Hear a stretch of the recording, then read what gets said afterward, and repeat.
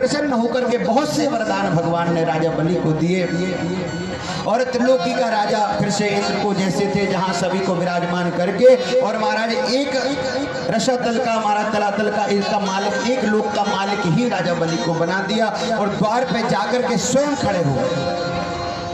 और आज भी भगवान बोले राजा बलि के द्वार पर खड़े हैं विराजमान होकर के। आगे कई कथाएं श्रीमद् भागवत में आती हैं, माता लक्ष्मी भी मनाने के लिए आई हैं और कई दिव्य कथाएं आती हैं। वामन भगवान का रूप धारण किया, वामन के बाद भगवान ने एक बार मत्स्य रूप भी धारण किया।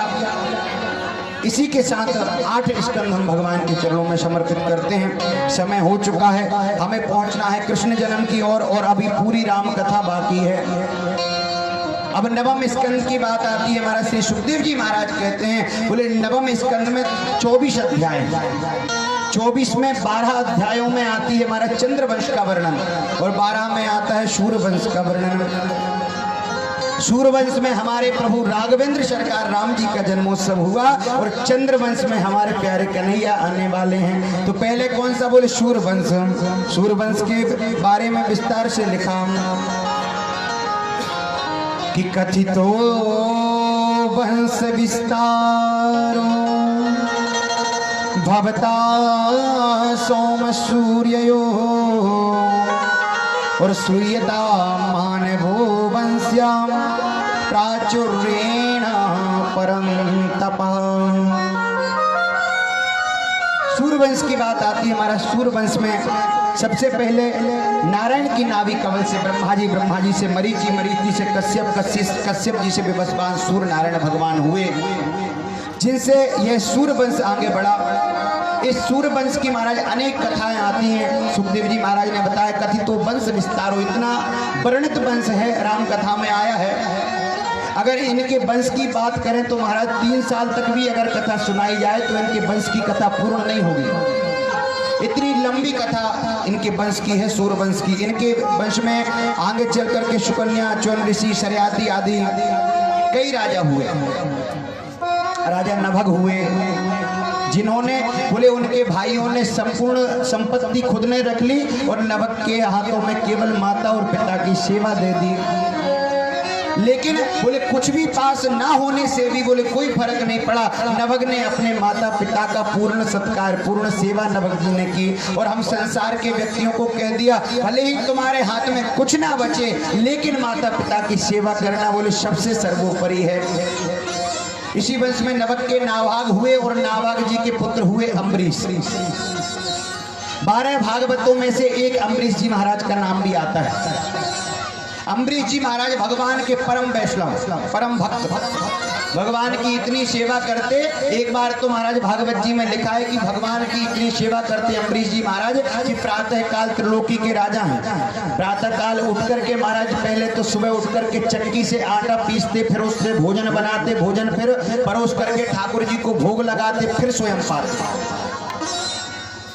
इतने भक्त थे अम्बरीश जी महाराज। एक दिन गर्मी का समय आया तो महाराज अम्बरीश जी महाराज चक्की में आटा पीस रहे थे और पसीने में चारों तरफ से लथपथ। भगवान से देखा नहीं गया महाराज। भगवान ने भी क्या किया, जैसे ही महाराज अम्बरीश को देखा अम्बरीश के सामने प्रकट होकर के और महाराज भगवान पंखा झुलाने लगे।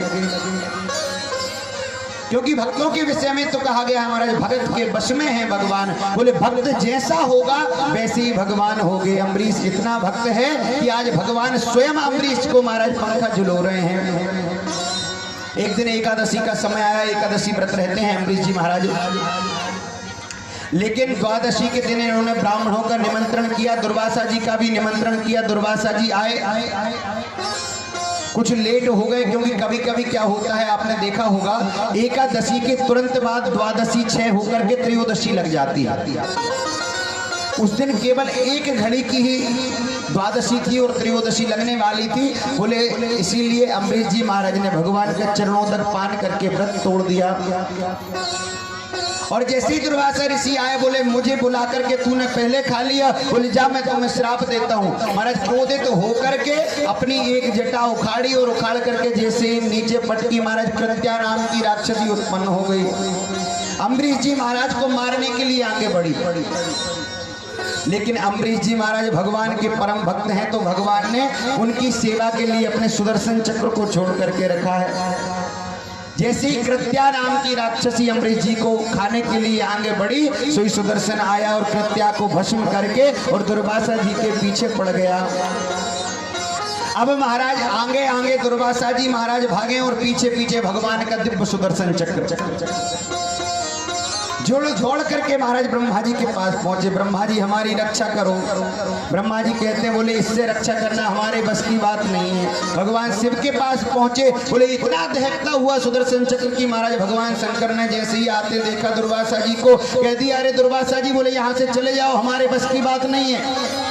कहाँ जाएं? बोले जिनका सुदर्शन है उन्हीं के पास पहुंचो और जल्दी जाओ, नहीं तो महाराज है जो कैलाश पर्वत है बर्फ, बोले सारा बर्फ घुल जाएगा, पानी में सब बह जाएगा, जल्दी भागो। दुर्वासा जी महाराज भागे और भाग करके सीधे नारायण के पास पहुंचे। नारायण के पास जैसे ही पहुंचे दुर्वासा जी महाराज प्रणाम किया, अरे महाराज इस सुदर्शन चक्र से मेरी रक्षा करो। भगवान कहते हैं, बोले मेरी बस की बात नहीं है, बोले मैं इसमें कुछ नहीं कर सकता, मैं तो पराधीन हूं। दुर्वासा जी महाराज कहते हैं, बोले त्रिलोकी के नाथ आप किसके पराधीन हैं? आप तो महाराज संपूर्ण देव के राजा हैं, आप जो चाहें वो कर सकते हैं। लेकिन भगवान कहते हैं, बोले मैं भी अपने हृदय का राजा नहीं हूं, मैं कुछ नहीं कर सकता। भगवान किसके बस में है? तो श्रीमद् भागवत में बड़ी सुंदर बात लिखी है कि भगवान आज स्वयं कह रहे हैं कि हम भक्त पराधीन ह्रस्वतंत्रैव द्विजा और साधुभिर्ग्रस्त हृदयो भक्तिर्भक्त जनप्रिया।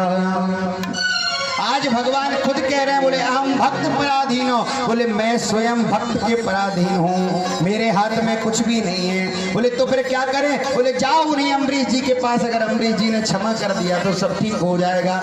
आए लौट करके महाराज भागे भागे दौड़े दौड़े अम्बरीश जी के पास और आकर के सीधे हृदय से लगा लिया।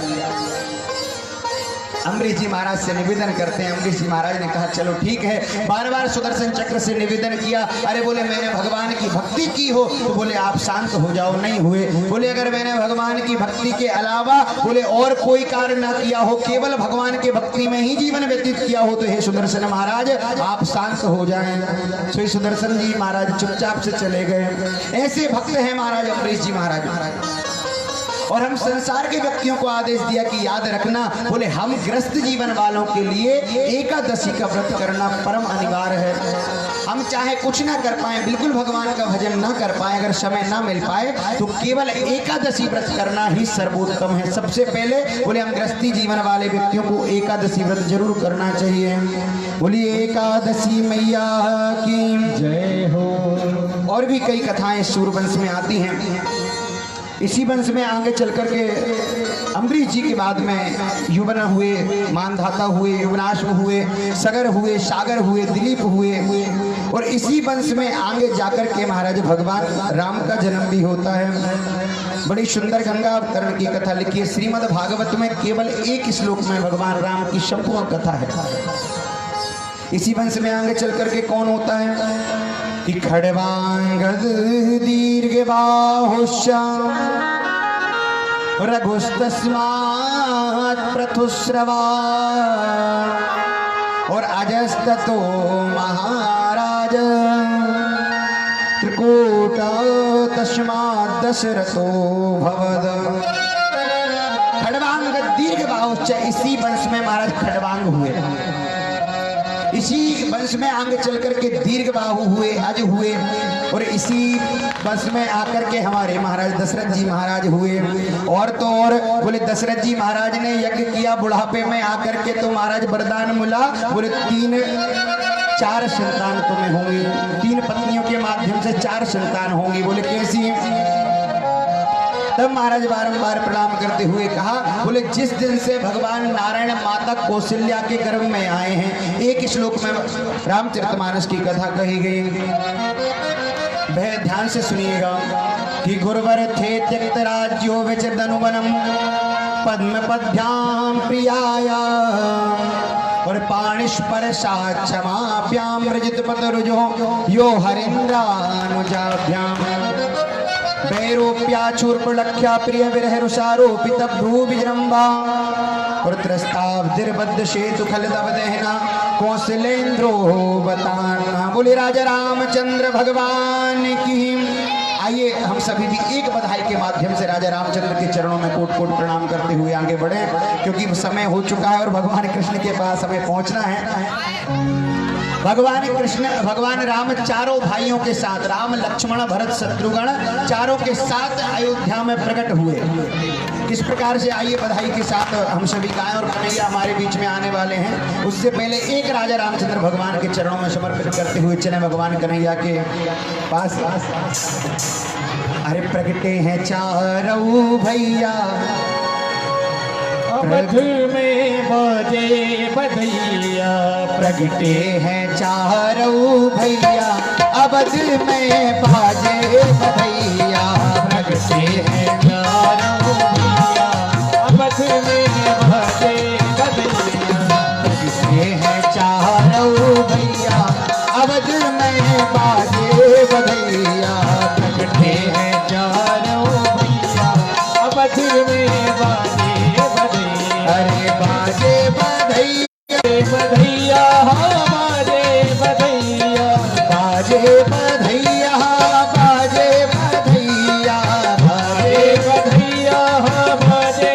दोनों हाथों को उठाकर सारी सेवा करते हुए बोले राजा रामचंद्र भगवान की।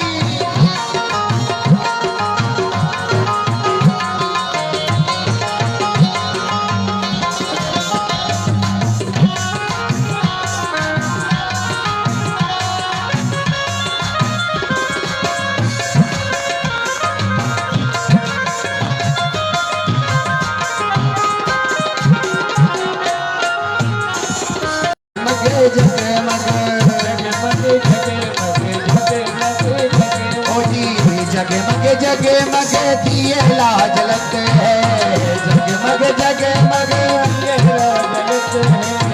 झिलमिले तत्प्यार्थे संभवन्तु सुर स्त्रियाम।